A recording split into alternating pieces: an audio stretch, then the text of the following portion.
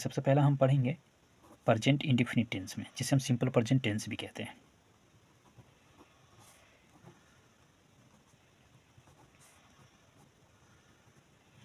Simple present tense.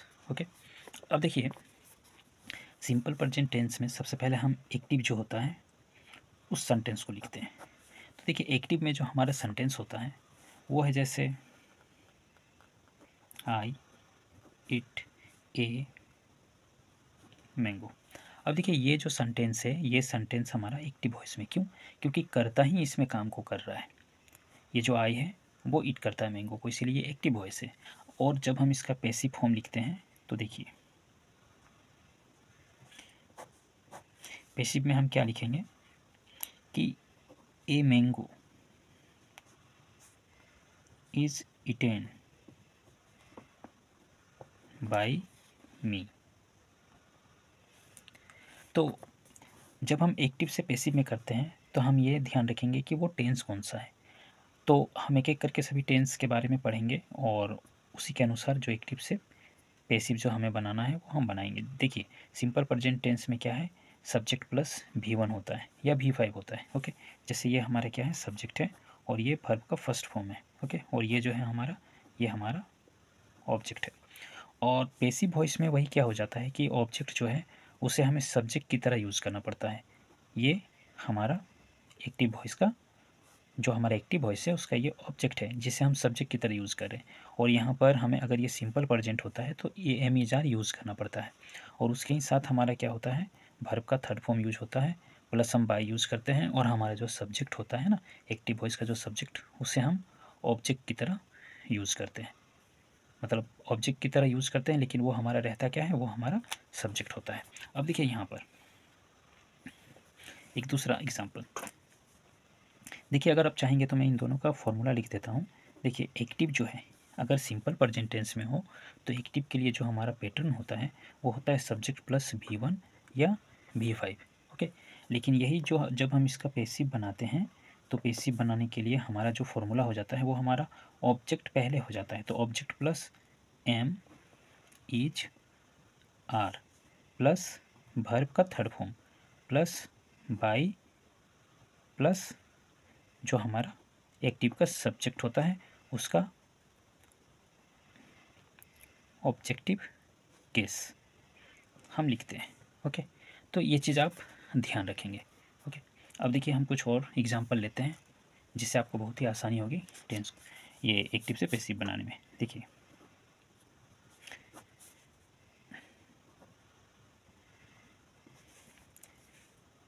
देखिए active में जैसे he helps me, he helps me, इसके लिए हम क्या लिखेंगे? देखिए ऑब्जेक्ट हमारा क्या है, मी है, तो हम आई लिखेंगे। आई के साथ हमारा एम यूज होता है, तो आई एम और उसके बाद V3 इस वर्ब का, क्योंकि हम पढ़ें कि ऑब्जेक्ट, तो ऑब्जेक्ट मैंने लिखा है, उसके बाद में एम इज आर में से एम, और उसके बाद जो हमारा वर्ब होता है, वर्ब का थर्ड फॉर्म यानी हेल्प यहाँ पर है, उसका V3 फॉर्म हेल्प्ड, और उसके बाद बाई लिखना है, और उसके बाद ये जो सब्जेक्ट है उसको ऑब्जेक्ट बना के लिखना है, यानी ऑब्जेक्टिव केस जो होता है वो होता है him.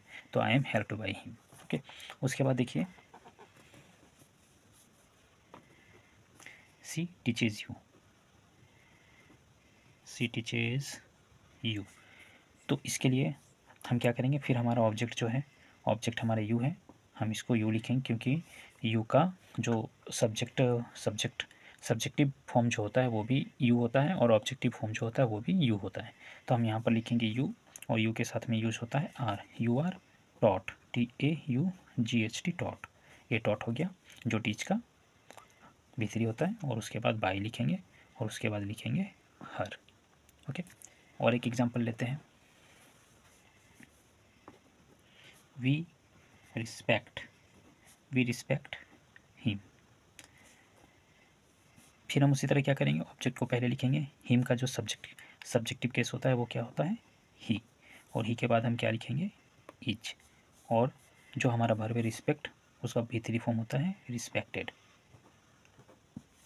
He is respected by us. ये हमारा हो गया। और एक एग्जांपल हम लेते हैं,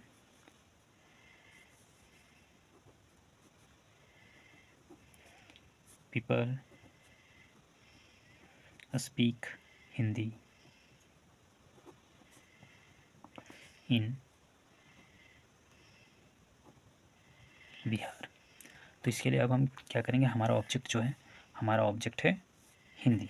ओके, तो हम हिंदी को पहले लिखेंगे,